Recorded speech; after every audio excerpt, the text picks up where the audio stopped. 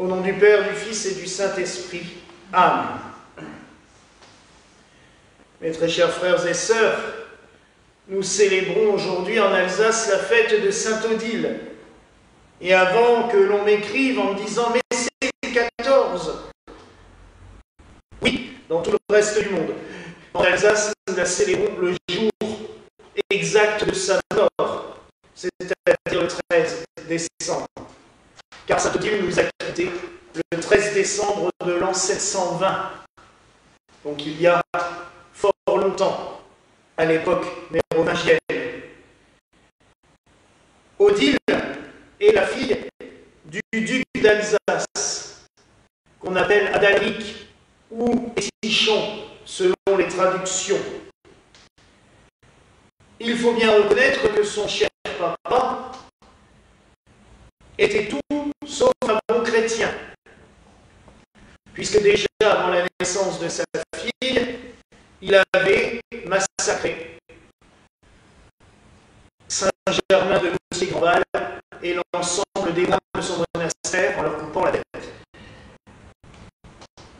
Tout ça parce qu'il s'était opposé à lui pour une question de terre. Bon. Il a une fille,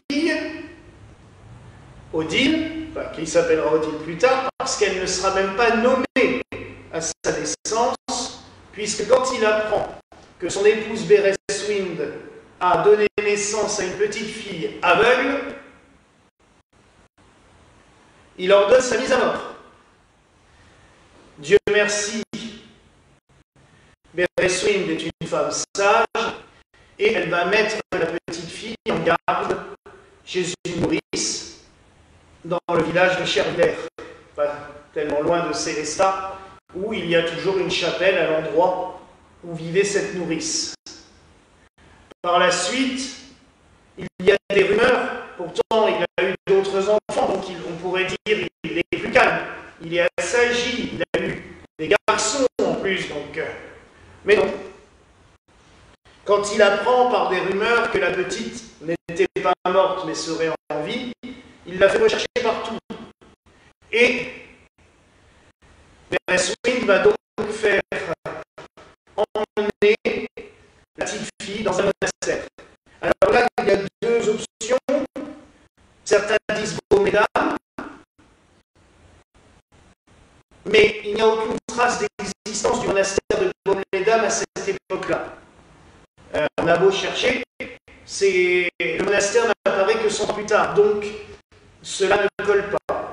En revanche, et historiquement cela serait beaucoup plus plausible, on pense qu'elle aurait été emmenée au monastère d'Étival, dans les Vosges, dans cette croix monastique des Vosges, puisqu'il y a 5 monastères qui forment une grande croix au plein milieu des Vosges, Saint-Dié, Senonne, Étival, Moyenmoutier et Bonvillers.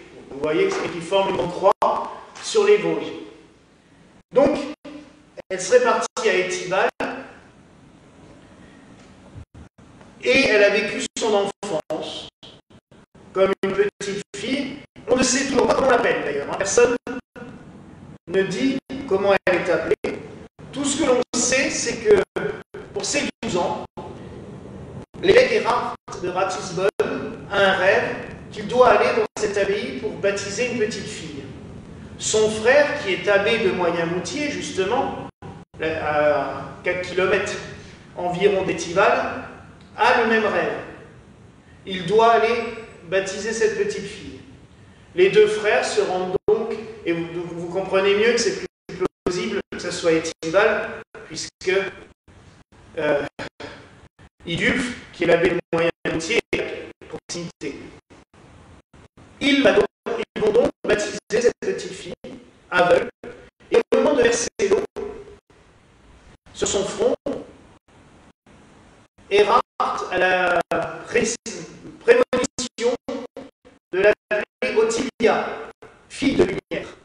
Et il lui dit, je te baptise, Odile, au nom du Père, du Fils et du Saint-Esprit. Et elle retrouve la vue.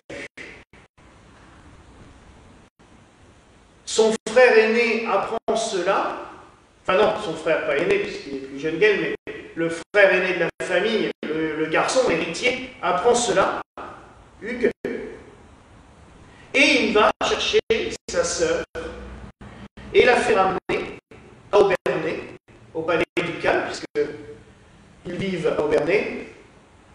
Et quand Adalric voit sa fille arriver, il prend son épée et il tranche la gorge de son fils. Et quand je dis que c'était quelqu'un de bien,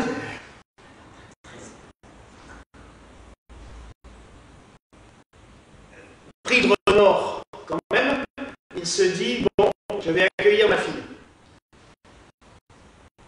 Ça ne dure pas longtemps puisqu'il lui prend l'idée de vouloir la marier de force. Odile lui dit, je veux être religieuse.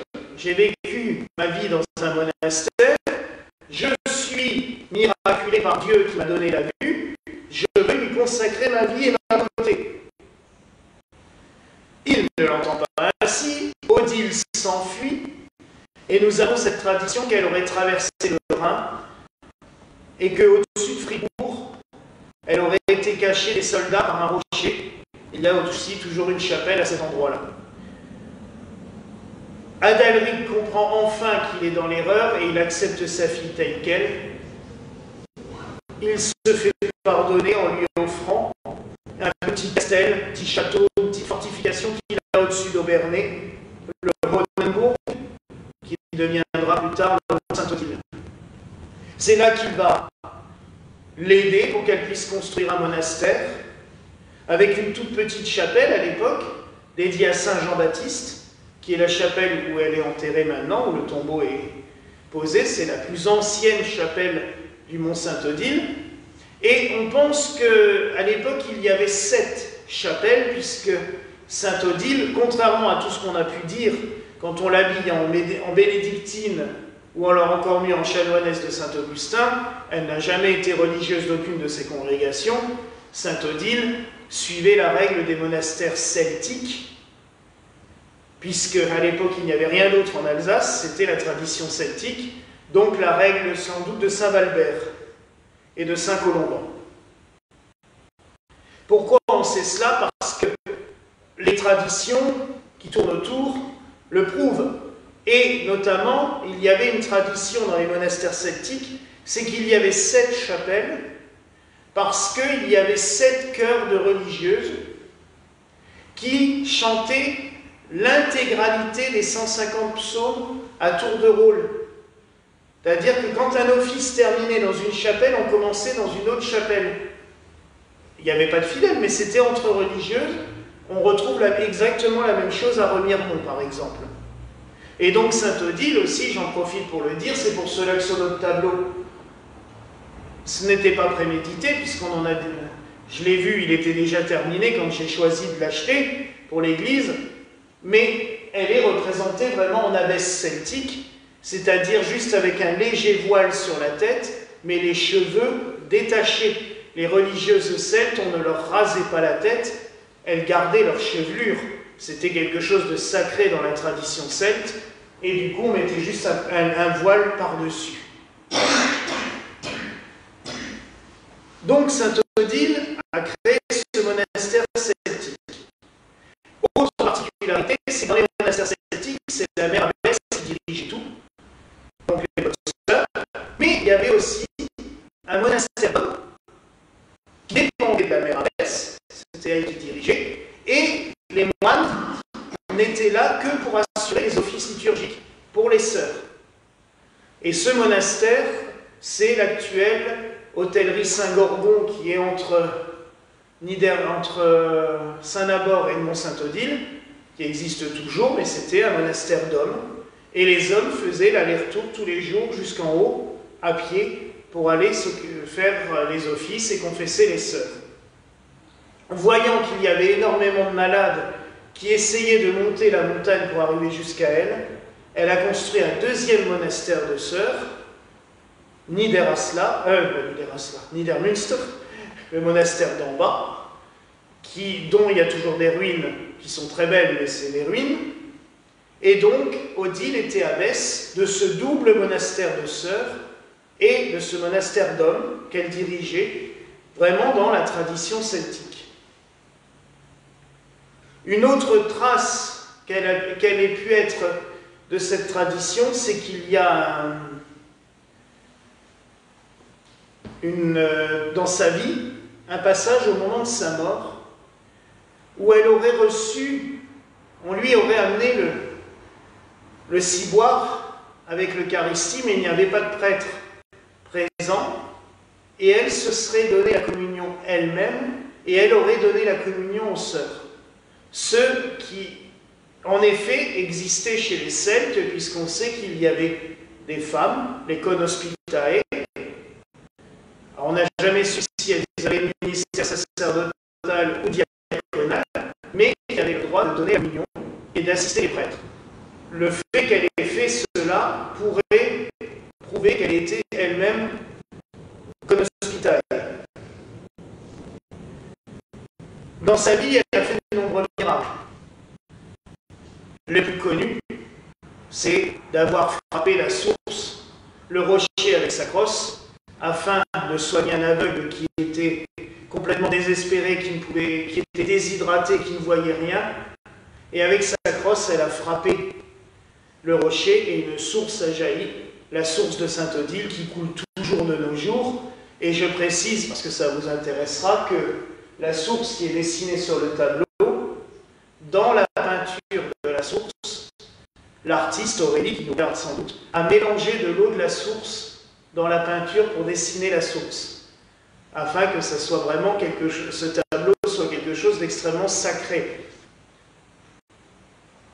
Donc vous voyez que Sainte-Odile nous a laissé une trace assez importante dans notre région, puisque dès sa mort en 720, elle a été vénérée. La preuve, on conserve toujours son sarcophage d'époque. Le sarcophage mérovingien est conservé intact dans le grand tombeau en marbre, mais on le voit, on peut le toucher à travers la grille. Il a été profané, malheureusement, durant la Réforme, on a dû cacher les reliques. Il y a eu aussi l'empereur Charles qui a décidé de casser le tombeau pour pouvoir prendre le bras de Sainte-Odile, qu'il a emmené à Prague. Il est toujours vénéré dans la cathédrale de Prague. C'est d'ailleurs grâce à cela qu'elle est devenue une des grandes saintes d'Europe. Et Sainte-Odile a aussi été très vénérée. Pourquoi? Parce que tout simplement, elle est l'ancêtre de tous les empereurs d'Autriche. Parce que, comme elle était de famille royale et que ses frères ont eu des enfants, et que cette famille est arrivée jusqu'à la famille de Habsbourg, et donc elle était très vénérée dans toutes les familles princières d'Europe, puisque c'était leur tata. Sainte-Odile a aussi laissé des nièces saintes qui ont transmis son culte. Je pense à Sainte Atale, l'une des patronnes de Strasbourg, dont le tombeau était pendant très longtemps à l'église du collège Saint-Étienne, et la main de Sainte Atale est toujours conservée au collège Saint-Étienne, et elle est vénérée tous les ans, le 3 décembre pour sa fête. Il y avait Sainte Gundelinde et Sainte Eugénie, dont des reliques sont à l'église d'Aubernay. Donc vous voyez qu'elle a laissé non seulement une postérité, mais elle est surtout notre sainte alsacienne. Elle est très vénérée. Alors oui, le Mont Sainte-Odile est devenu un très beau lieu de tourisme. On oublie souvent d'ailleurs qu'il y a une sainte enterrée là. Malheureusement, il serait vraiment temps, et je prie franchement ce soir pour le nouveau recteur qui a une mission très importante pour remettre une vie spirituelle forte là-haut au Mont Sainte-Odile. Alors comme je le connais, j'ai une pensée pour lui, pour le Père Régis, parce qu'il y aura vraiment du travail là-haut. Mais Sainte-Odile aussi, je trouve qu'elle est extrêmement symbolique. Je vous disais au début de l'Avent que tous les saints que nous vénérons entre le 1er décembre et le 17 sont les saints qui nous amènent à la lumière. Nous sommes dans les ténèbres. C'est le principe du temps de l'Avent. Et nous cherchons, nous attendons la lumière qui est le Christ. Sainte-Odile a attendu 12 ans pour trouver la lumière. 12-13 ans. Peut-être pour ça d'ailleurs que le Seigneur a voulu qu'elle meure le 13 décembre. Au milieu, comme si elle avait attendu les 12 jours ou 13 jours pour revoir la lumière. Ben, c'est exactement cela. Vous savez que le Seigneur ne fait jamais rien pour rien. Hein. Donc ce 13 est très symbolique. En plus, il l'a fait mourir le jour où l'Église célébrait déjà à l'époque le martyre de Sainte Lucie. Lucie de Syracuse, dont on a crevé les yeux. Les deux saintes que nous vénérons aujourd'hui, leurs symboles sont les yeux. Vous savez, on ne l'a pas sur notre tableau, mais vous savez que souvent Sainte Odile est représentée avec un livre dans les mains et les deux yeux posés dessus. Sainte Lucie est représentée avec un plateau avec ses deux yeux posés dessus. C'est les saintes oculaires, je dirais. On prie pour les maladies des yeux, mais il faut surtout prier Sainte Odile pour qu'elle ouvre nos yeux intérieurs à la lumière de Dieu. Et oui, frères et sœurs, c'est là où nous avons le plus grand problème d'aveuglement, c'est qu'on perd confiance en Dieu. Même si j'avoue que les épreuves, des fois, au bout d'un moment, ça commence à bien faire et qu'on a envie de s'énerver. Mais on perd la confiance. Mais cette fête qui tombe comme ça en plein milieu de l'Avent est là pour nous rappeler que cette lumière, elle arrive, qu'elle va grandir, qu'elle va se donner à nous durant la nuit de Noël. Et je vois encore un symbole, parce que je l'avais fait remarquer à Aurélie quand elle nous a apporté le tableau. Elle a choisi d'habiller Sainte Odile en rose. Or, la fête de Sainte Odile tombe toujours, à toute proximité du 3e dimanche de l'Avent. Et la couleur liturgique du 3e dimanche de l'Avent, c'est justement le rose. Le rose, ça nous symbolise tout simplement le violet de l'Avent qui s'éclaircit à l'approche de Noël, comme le matin, je l'ai déjà expliqué, le ciel est d'abord noir, puis violacé, puis il devient rose avant que le soleil s'élève. Ce matin, on pouvait sans doute le voir, vu qu'il y avait du soleil. Et sans le faire exprès, elle a choisi d'habiller Sainte Odile en rose, comme pour rappeler la couleur liturgique de cette période. Hein?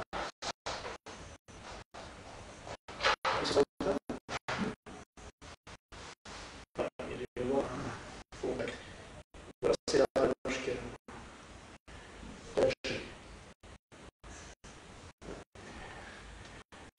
Je vais juste aller voir.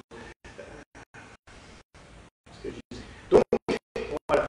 Pour terminer, Sainte Odile est là pour nous apporter la lumière. Pour nous montrer que la lumière de Christ, elle n'est pas loin. Qu'elle va briller à nos yeux, qu'elle va se donner à nous toutes et tous. Alors oui, mes frères et sœurs, prions-la pour qu'elle protège notre région, l'Alsace, mais qu'elle donne aussi sa lumière à toutes et tous. Cette lumière qu'elle a reçue du Christ et qu'elle est là pour nous transmettre. Voilà la grâce que je nous souhaite en ce jour, au nom du Père, du Fils et du Saint-Esprit. Amen.